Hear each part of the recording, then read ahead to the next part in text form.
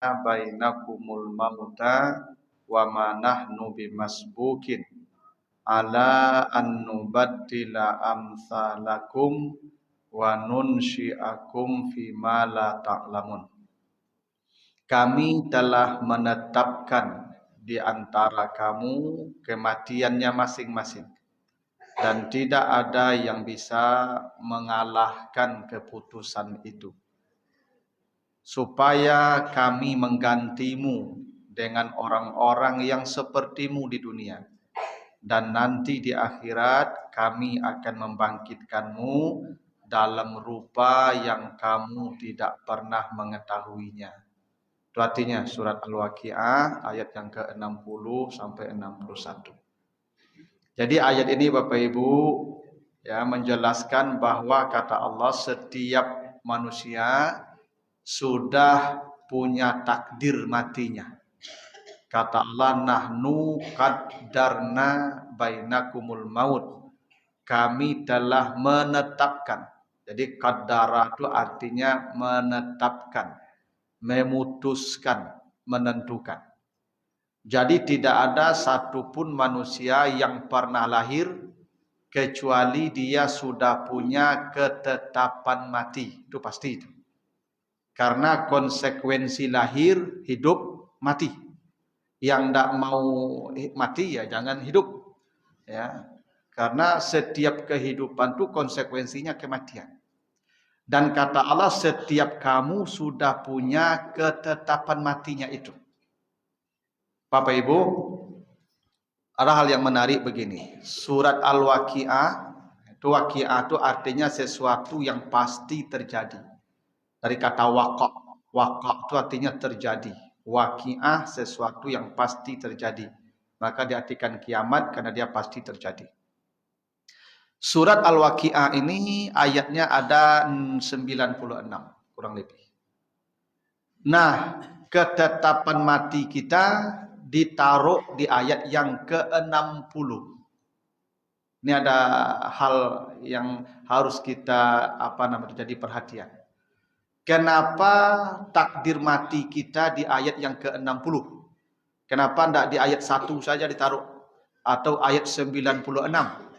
Kenapa di ayat yang ke-60 ditetapkan Allah mati kita? Ini isyarat bahwa Bapak Ibu, takdir mati kita itu standarnya 60 tahun. Standarnya. Makanya Bapak Ibu yang sudah 60 itu sudah limitnya datang. Dah habis itu. Yang lah 60 karena dunia itu permainan. Ya, wamal hayatud dunya illa la'ibun. Kehidupan dunia itu permainan. Yang namanya permainan pasti punya limit waktu. Tidak ada permainan yang tidak ada akhir.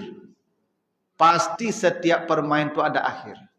Dan permainan kita, kata Nabi, baina sittin wa sab'in, antara 60 sampai 70. Itu limitnya. Sedikit yang di atas itu. Maka Bapak Ibu yang sudah 50, misalnya 58, itu tinggal 2 tahun lagi itu. Ya. Nah, yang sudah 60 berarti sudah menunggu peluit panjang saja lagi itu. Tak lama lagi itu. Kalau 70 itu bisa jadi besok malam, besok pagi. Karena sudah habis namanya limitnya itu. Sudah masa extra time itu namanya. Kalau extra time itu kan ya tergantung wasit sih pokoknya itu. Ya, dan tidak ada batas tertentu lagi itu. Itu makanya Bapak Ibu yang sudah usia 60 tahun lebih, ada 2 nikmat yang dicabut Allah. 1 nikmat makan, itu makuk tangga gigi. Jadi gigi tangga itu Allah yang mencabut supaya Bapak Ibu jangan makan lama aja lah. Kalau 60 kata itu kurangi makan lah. Kalaupun makan lunak makan bubu saja lah. Sebab kalau makanan kare-kare aja beko itu pengaruh aja kalau nikmat kedua dicabut tidur. Itu makanya Bapak Ibu yang usia 60 tahun ke atas tiup sabanta tasinta malam. Nah gitu.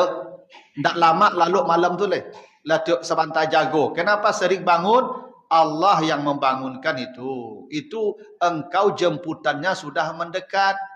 Maka persiapkan dirimu, sujudlah, taubatlah, minta ampunlah, istighfarlah. Itu makanya kata Allah yang aman di surga itu yang aman di akhirat setelah mati siapa? Wabil ashari hum yastaghfirun. Di waktu sahur mereka banyak beristighfar. Siapa yang bangun di waktu sahur biasanya orang gaya-gaya lapuk. Baku orang gaya-gaya lapuk itu acuk bangun di waktu sahur, inyo nak kalamo le jemputannya lampi tibu. Makanya apa-apa ibu yang lah pensiun, je lalu je le bakaru sampai pagi le. Ya. Iko lah pensiun sampai subuh payah yo jago bagai. Nyo bapak ibu usia 65 ko ibu dicabut nikmat makan, dicabut nikmat lalu supaya wak kusuk beribadah. Ibadah meningkat sebab makan jo lalu konyo sejalan. Kalau lama makan lama lalu. Banyak makan banyak lalu. Itu ibu tu. Kalau lah kurang makan kurang lalu. Tu makanya ibu ciri orang bahagia, orang senang tu apa? Makan batambuh lalu bakaruh nah itu. Jadi makan jo lalu ko siriang ko. Maka dicabut nikmat makan, dicabut nikmat lalu supaya bapak ibu khusyuk beribadah, konsen beribadah, meningkat ibadahnya. Tu bakuk bulan Ramadan meningkat beribadah bapak ibu. Karena kurang makan, kurang lalu. Ramadan tu kurang makan, kurang lalu tu makuk ibadah awak naik grafiknya tu. Ala sudah Ramadan makan balik, tu makuk lalu panjang lo tu. Ya. Makanya bapak ibu ini rahasianya kenapa ditaruh di ayat yang ke-60. Agar bapak ibu yang sudah 60 tolong hati-hati. Waspada le. Ya. Karena limitnya lah habis tu. Semua segitu takdirnya 60-nya. Nah, apalagi yang lebih 60 itu memang lah harus waspada benar. Ya. Nah, kata Allah, ketetapan mati ini Pak Ibu ada 3. Dan manusia tidak akan mati kecuali pada 3 takdirnya. 2 disebutkan di surat Luqman ayat yang terakhir ayat 34. 1 di surat Ali Imran 154 yang tadi dibacakan imam kita ayatnya. Apa yang 2 itu takdir mati? 1 innallaha indahu ilmus sa'ah. Bahwa Allah telah menetapkan di antara manusia ini waktunya, skedul kiamatnya. Jadi semua kita sudah punya jadwal kiamat kita masing-masing. Jadwal mati kita. Dan tidak akan mati kecuali pada jadwalnya. Dan itu disebut ajal. Ajal namanya. Yang ajal itu sifatnya la yastakhiruna sa'atan wa la yastaqdimun. Yang ajal itu tidak mundur, tidak maju walaupun 1 detik. Bapak ibu lah pasai sakit, lah merasai sakit itu ingin mati capek. Tidak bisa kalau ajalnya tidak datang. Atau anak ambo ketek-ketek lah Ustaz, apa malaikat besok lah tunggulah sampai tahun 5 tahun lek. Tidak bisa, kok dia datang mati. Jadi manusia ni hanya akan mati sesuai ketetapan waktu tadi. Jadi tidak bisa ditambah. Sedetik pun tidak bisa. Maka penyakit tidak ada yang mematikan. Penyakit itu sebab saja itu. Tidak ada penyakit mematikan itu. Kalau penyakit yang mematikan banyak orang tiup sabanta kalau masuk rumah sakit Ibu. Tiup sabanta kalau masuk rumah sakit tak mati-mati je loh. Ada orang tak pernah ke rumah sakit lo batuk saya matinya langsung. Ya. Kenapa? Karena ajalnya. Bukan soal sakitnya, ajalnya. Makanya ibu apa-apa kok apa antara agak dia agi salah. Yang tahan-tahan saleronya. Nyol mati jo, tahan saleronya.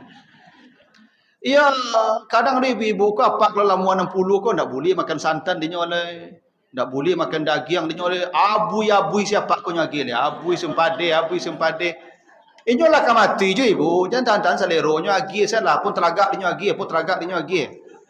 Kau mati beku ajalnya tu mah. Ndak doge dek makanan tu mati dah tu. Ya, kau dah tahan-tahan saleronya. Ya kan?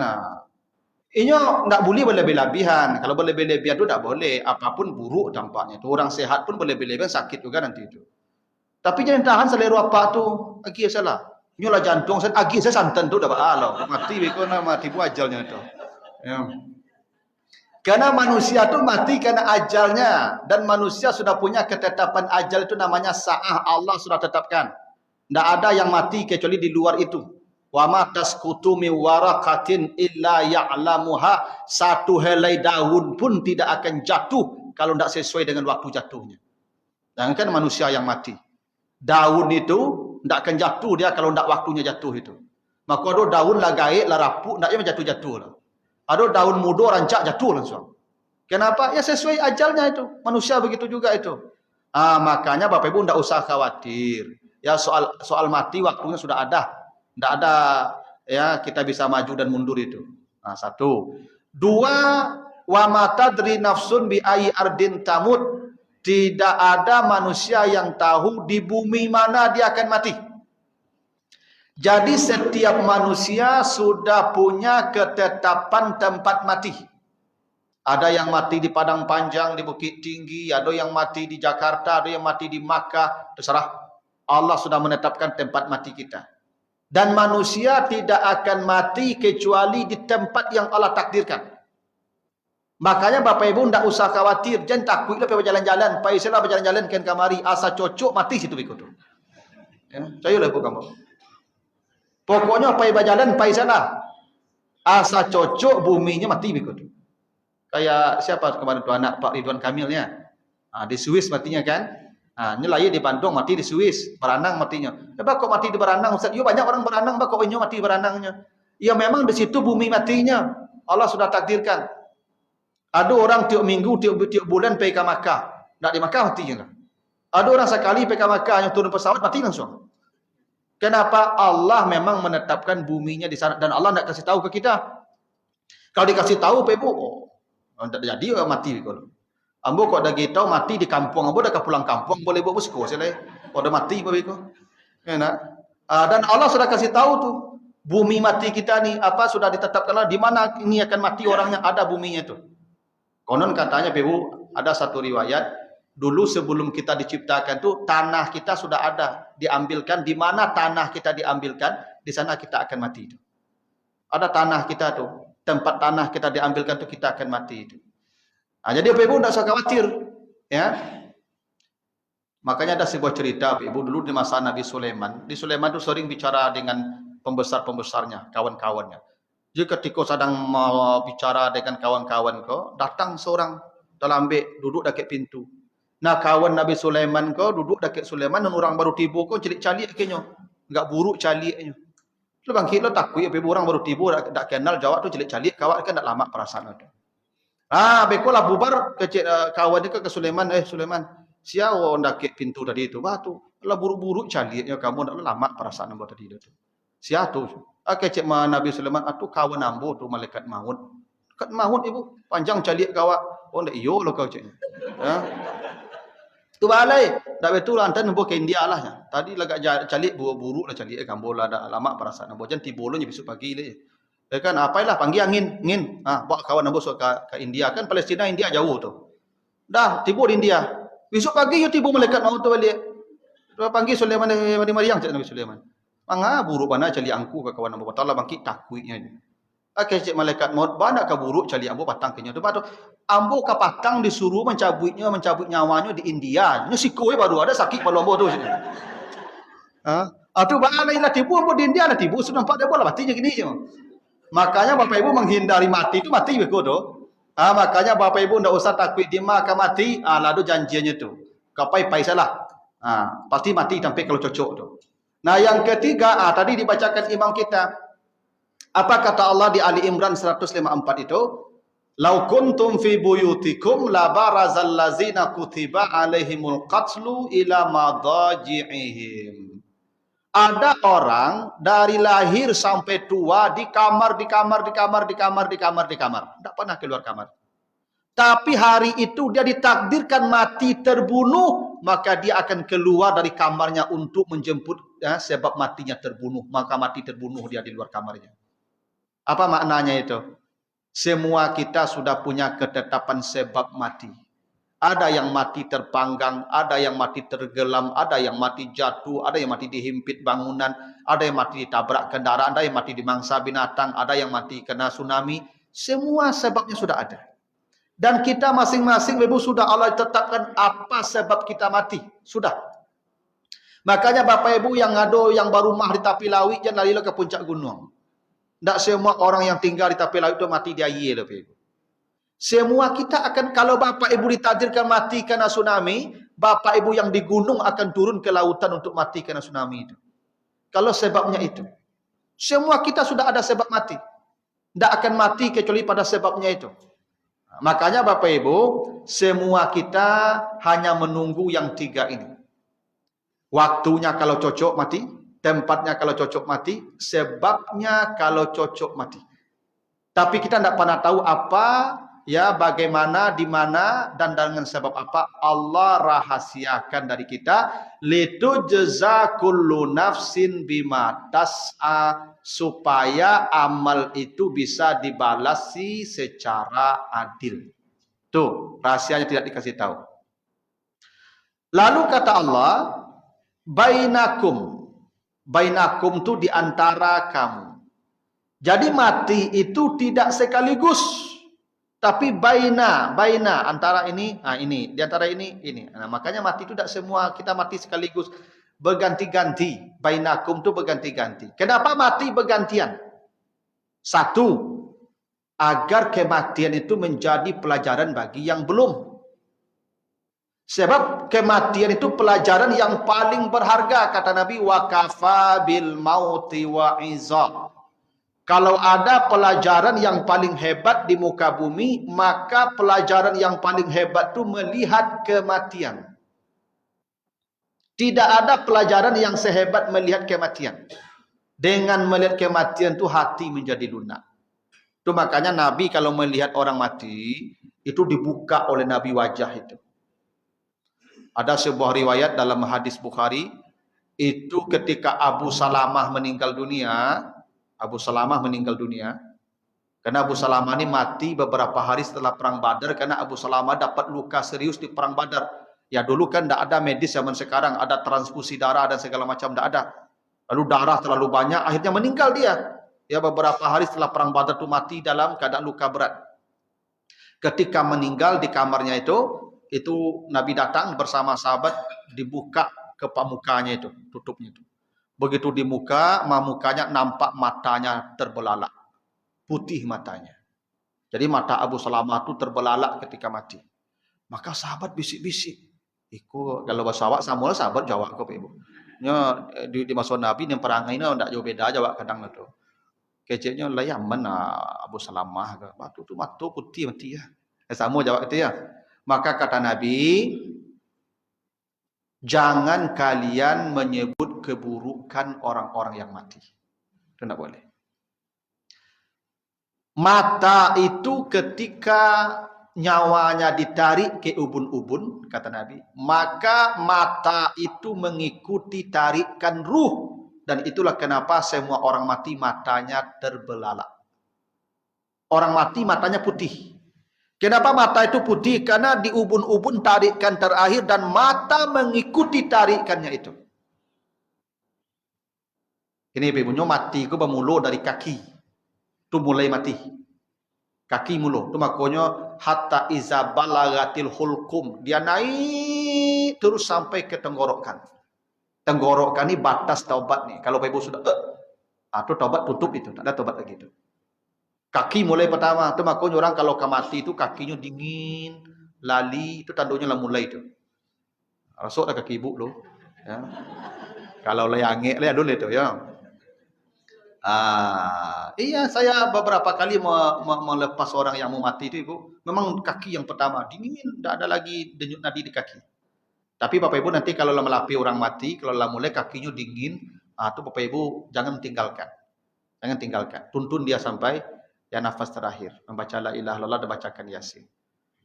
Tapi jangan kita ulo kinyo, dah dingin marah kelamuang. Oh kok camehnya Ibu. Ya. Ya. Jadi kaki itu pertama mati terus ke tenggorokan dan terakhir di ubun-ubun. Karena dulu ruh kita ditiupkan lewat ubun-ubun pula. Nah, ketika di ubun-ubun itu kata Nabi mata tertarik, maka mata itu dia terbalik. Dan Nabi lihat wajah itu. Makanya Bapak Ibu kalau lihat orang mati, singkapkan wajahnya. Supaya apa? Supaya lunak hati kita. Tidak ada pelajaran yang paling hebat kecuali melihat kawan yang mati itu. Ini sebagian kita kalau lain cari orang mati, Ibu, mau tas di tenda tu sama-sama. Cari ke dalam, buka wajahnya tu. Di sekolah sewantal yang kuah. Itu kenapa mati kau berganti-ganti, supaya yang mati kau jadi pelajaran bagi yang hidup yang tinggal. Jangan tamak aja di dunia le, jangan maksiat je le, petinggi ibadah le, aku mati Tadinya mau jawab baru, tadi galak jawab kena nak boleh Asal wantal yang dulu tu. Ya Bapak Ibu culah, Bapak Ibu celitlah kawan-kawan Ibu yang umur 65, kawan SD dulu, bara orang tinggal le. Nak bara tinggal itu. Ya kan? Itu tandanya Ibu nak kalamol itu, hilang lah itu.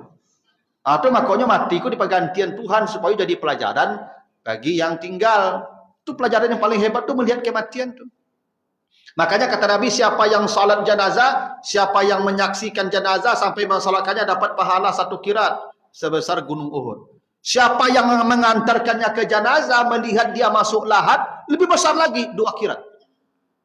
Kenapa mengantarkan jenazah sampai masuk lahat itu besar pahalanya? Supaya kita dapat pelajaran ketika masuk orang ke lahat itu, bayangkan kita yang masuk ke sana.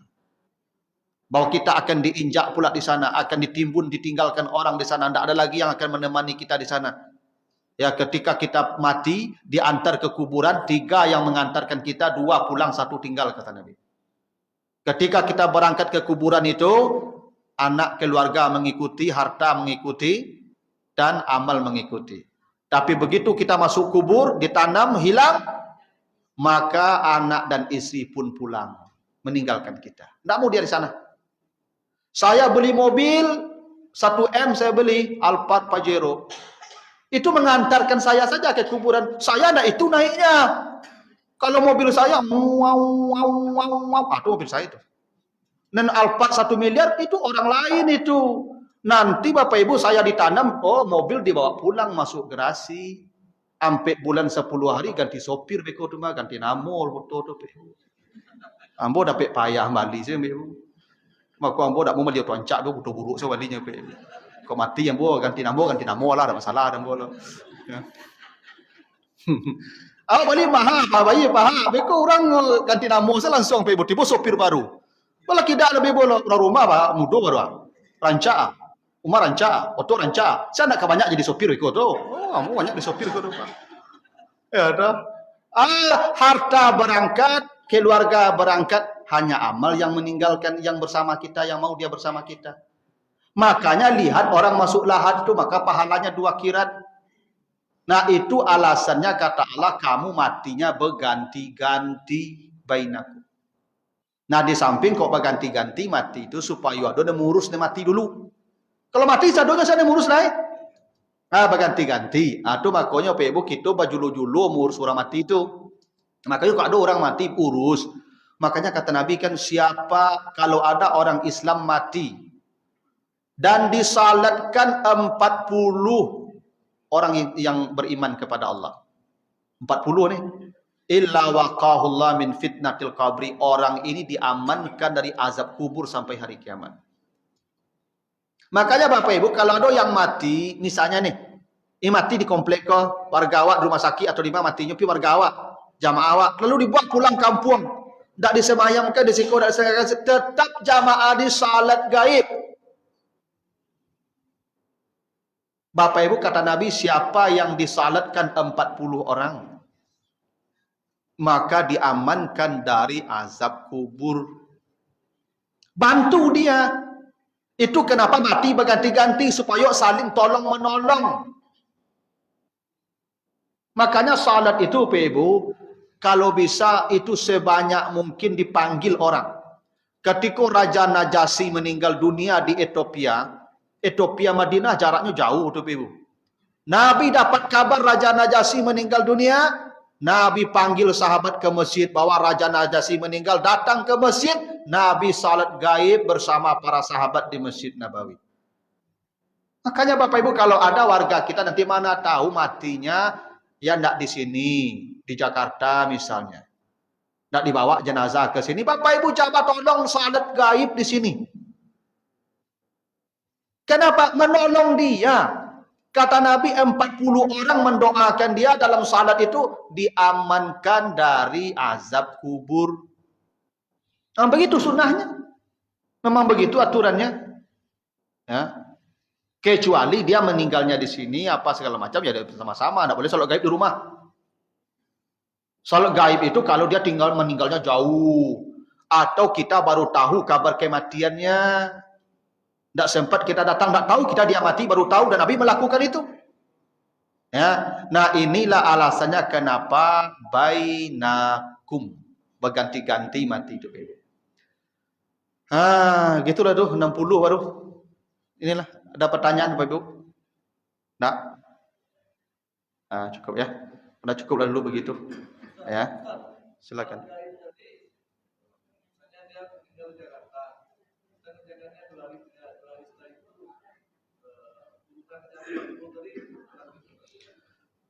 Ini ada hadis sahih Nabi itu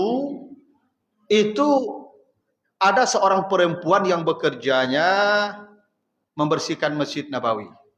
CS lah. Tiba-tiba beberapa hari setelah itu Nabi tidak lihat ini perempuan kemana. Tidak ada mungut sampah. Nabi tanya ke sahabat, itu perempuan yang mungut sampah biasa di mana? Kata sahabat, sudah meninggal matat. Kata Nabi, kenapa tidak kalian kasih tahu saya dia meninggal? Ya karena sahabat tidak merasa penting kasih tahu. Karena dulu Bapak Ibu, perempuan kalau mati, itu tidak dikasih tahu oleh kepada orang banyak. Diurus keluarga dekat saja. Karena perempuan itu tidak perlu orang lain banyak-banyak.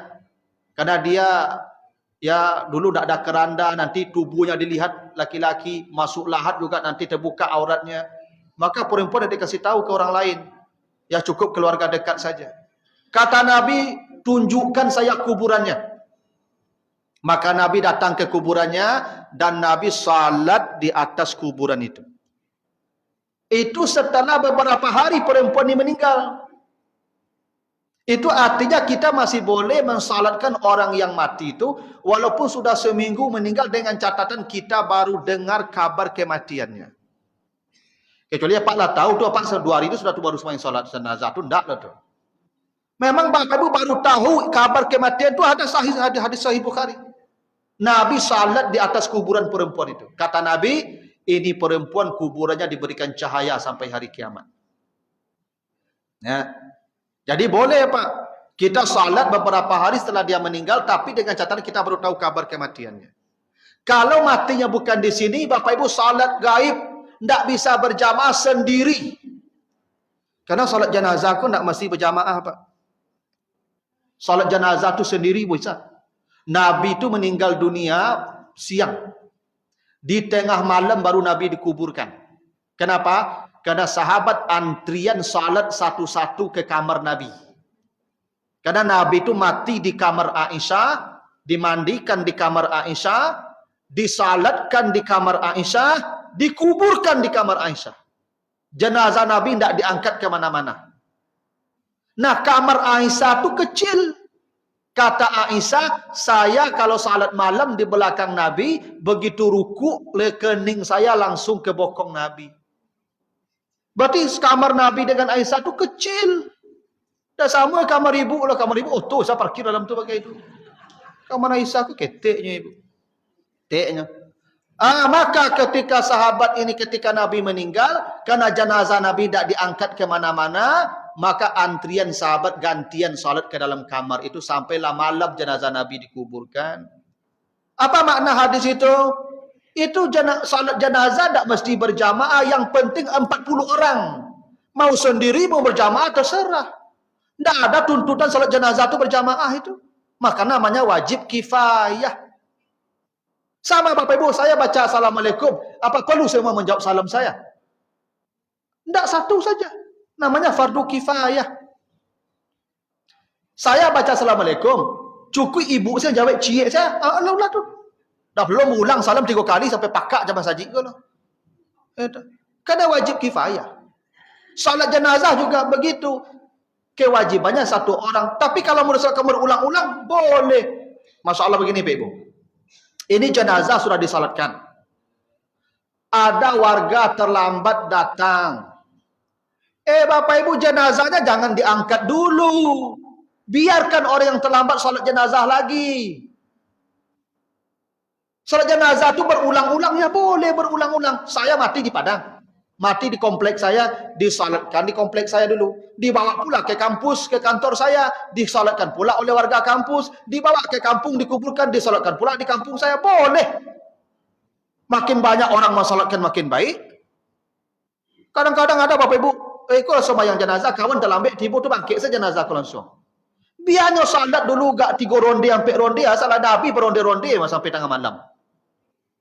Ya. Memang wajibnya 1 orang sekali, tapi kan baiknya 40 orang itu untuk menyelamatkan dia dari azab kubur. Begitu tuh Pak. Makanya kalau warga kita nanti matinya di Jakarta, jenazahnya tidak dibawa ke sini, maka ajaklah jamaah habis salat wajib, salat jenazah, salat gaib untuk orang itu. Diamankan dia dari azab kubur kalau 40 orang. Itu kenapa mati kok berganti-ganti supaya tolong menolong awak. Siapa yang mati dulu ditolong oleh yang hidup, oleh yang tinggal. Beko awak mati tolong oleh yang tinggal beko. Betul tuh Pak. Kan kalau aman dari azab kubur ya amanlah sampai kiamat dia. Kalau 40 orang yang mendoakan dia. Itu. Nah, inilah rahasianya bainakum tadi, tidak sekali mati juga loh. Kecuali hari kiamat karena orang kafir sadonya leh. Kiamat itu hanya untuk orang kafir, maka sekali mati. Karena azab. Kalau orang beriman tak berganti-ganti matinya. Orang beriman berganti-ganti supaya tolong menolong yang hidup, yang mati. Yang mati tolong oleh yang hidup itu. Itu rahasianya tuh. Nah, makanya Bapak Ibu, nanti kalau ada yang meninggal warga kita walaupun tidak di sini, jenazah dibawa pulang kampung langsung, salat gaib lah, menolong dia. Itu hadis sahih itu. Ya.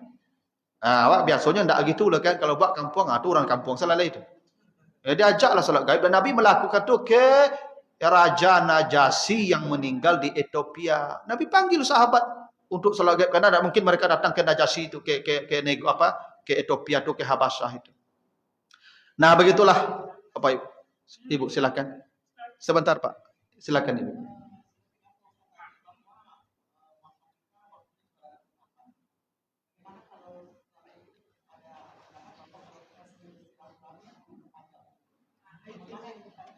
Oh ya, ada hadisnya, siapa yang ingin dilapangkan rezekinya, yubsatalahu fi rizkihi wa yunassa'alahu fi asarihi, dipanjangkan asarnya, bukan umurnya.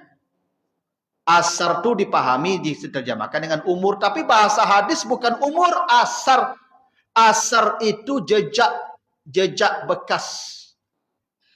Ada orang Bapak Ibu usianya 40 tahun hitungannya seperti Imam An-Nawawi cuma 40 tahun, tapi bekasnya seperti orang hidup ratusan tahun. Dia sudah mati, tapi dia masih bermanfaat. Ada orang usia 80 tahun tapi hidup menggaduh orang sepanjang. Ayo. Berarti hidupnya tidak bermanfaat, berarti umurnya pendek itu. Pendek sedikit manfaatnya. Jadi yang dipanjangkan itu bukan hitungannya, kemanfaatannya. Ada orang Bapak Ibu dari ketik sampai gaib bakowa. Berarti umur kau tidak bernilai dah tu. Ya kan? Tak campak sih umurnya. Tak bernilai itu. Umur panjang tapi tak berguna. Tak pendek ni manfaatnya. Nah, silaturahim itu memperpanjang nilai usia. Makanya orang kalau banyak berkawan sering berbuat baik, orang akan mengenang dia panjang walaupun dia sudah mati. Jadi contoh tu contoh apa tu? Makanya Nabi Ibrahim sampai kini masih jadi contoh di orang seluruh manusia. Kenapa? Karena hubungan baiknya. Nabi Ibrahim itu Ibu manusia yang paling baik hubungannya dengan manusia. Tidak ada manusia yang paling baik hubungannya dengan manusia kecuali Nabi Ibrahim. Banyak ayat menjelaskannya. Misal nanti Bapak baca surah Az-Zariyat ayat 24 sampai 30. Nabi Ibrahim itu kalau ada tamu datang ke rumah, tamu tidak boleh pulang. Tidak boleh pulang. Kecuali makan dulu. Dan makan itu bukan makan biasa, panggang anak sapi yang gemuk. Tak ke maloyang le ibu, panggang anak sapi yang gemuk. Eko tamu ke rumah macam kacau saya dah kira ke maloyang, peyek. Bapak ibu. Yang mewah. Karena Nabi Ibrahim begitu, dan tak boleh tamu ku turun kalau tak makan. Bahkan Nabi Ibrahim Bapak Ibu mencari orang sampai 3 mil untuk menemani dia makan kalau ada makanan di rumahnya. Jadi Nabi Ibrahim itu tidak pernah makan sendiri. Selalu makan kojo kawan. Oh tak ada kawan, yo cari sampai 6 kilo berjalan mencari kawan.